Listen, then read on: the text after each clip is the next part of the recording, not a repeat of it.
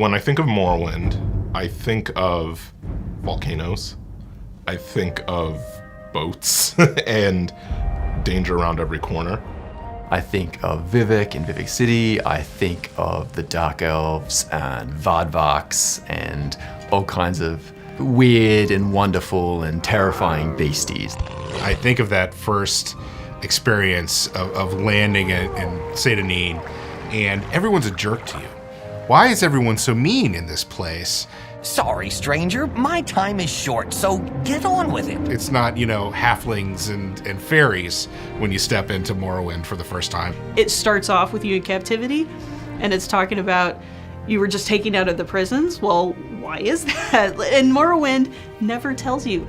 I heard them say we've reached Morrowind. I'm sure they'll let us go.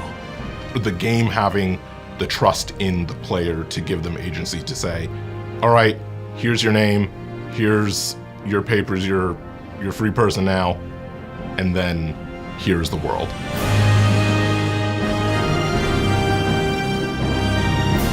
After you get through Sadrith and you start to get out and explore the island itself, I always liken it to a Willy Wonka moment. It's the moment where the kids go into the chocolate room for the first time, and it's just creativity and imagination on display in all directions. And that's really what it felt like playing that game the first time.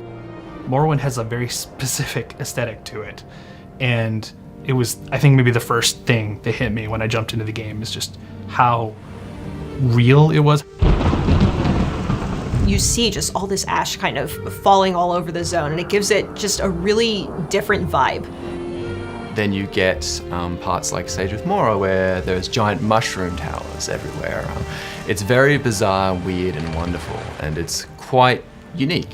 There are giant bug monsters that you can ride to and from rather than simply a horse. There was no RPG I ever played, or game for that matter, that looked like Morrowind when it came out. Prior to that, I had not played a game that allowed me to do the things you could do in Morrowind. Making your own player character. I played primarily console games. Those were not really options at that point in time. One of the things that really hit me with Morrowind is when you get in there and you have a great time, right? You're really enjoying yourself, like you're living a different life. And it takes away all the cares and worries and everything. And I wanted to be able to do that for other people. I want to be part of creating these worlds that people can immerse themselves into. It really helped me to understand that, yes, if I wanted to create living, breathing, three-dimensional characters in a virtual space, there were people out there that did that as a job. That's a real thing that people do. Thinking back to when we first announced that we were going to be doing Morrowind in 2017, we know the community was super stoked because this was sort of the first time that they were going back to Morrowind and getting into a place that they were familiar with, but they hadn't seen in a really long time. With Necrom, we get to dive back into Morrowind. I know that the community is really excited to explore the Dark Elf cultures in new and interesting ways. Every expansion gives us a new opportunity to uncover new lore or new secrets. Necrom is a city of the dead. That's an incredible opportunity, and I'm really excited to see what people think of what we've done.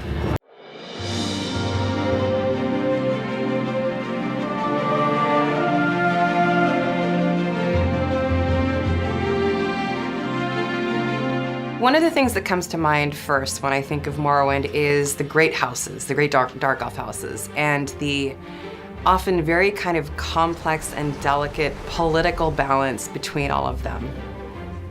They are very different in the way that they appear and their role in that society. You could walk in one direction in Vvardenfell and come across a landscape and a people that's very different from the one that you just experienced not 15 minutes ago in another part of the island. When we were, designing some of the outfits and the armors for the game, if I had to summarize it in one word, alien, I think is a really good word to describe that. A lot of these armors, when you wear them, you look uniquely Morrowind. It's really a look that you wouldn't see anywhere else in Tamriel. We wanted to capture some of those armors that are really familiar to players, capture some of the classic nostalgia, and bring something that was familiar but definitely looks kind of alien. The creatures themselves, I think, did a really good job of also selling the world that you were in. You'll be wandering around, enjoying yourself in the environment. You hear that first sound, and it's like cliff racers. Where is it? I also really like the Kwama in the scrib. They're pretty cute for strange buggy creatures. Also in the Morrowind chapter, we had these very cute little creatures called the Vardvarks, which is a fun play on Vardenfell and Aardvark. They're spiny-tongued, scaled little beasties that are somehow, despite all these things, adorable, pocket-sized. The fact that they were a failed Telvanni experiment just makes them even more fun. Then you get what they use for transportation quite often, the Silt Striders. Think the most disgusting flea and just magnify it by about 8 million. If you run up to it with your character, you're like looking way the hell up there. They are giant. There's plenty of spaces and cultures and lands in Tamriel that are sort of in that more traditional sense, high fantasy or traditional fantasy or medieval fantasy. But Morrowind is the game that gives us permission to go crazy every once in a while and show something unusual and alien. And going back to Apocrypha was going to give us that chance to do it again. So that's always something we look forward to.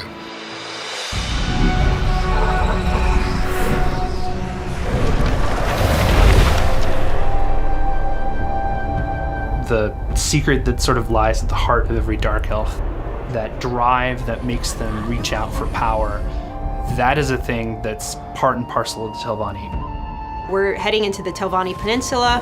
We're also getting to see Apocrypha, which is like this really ultra spooky, creepy area, and I just love that stuff.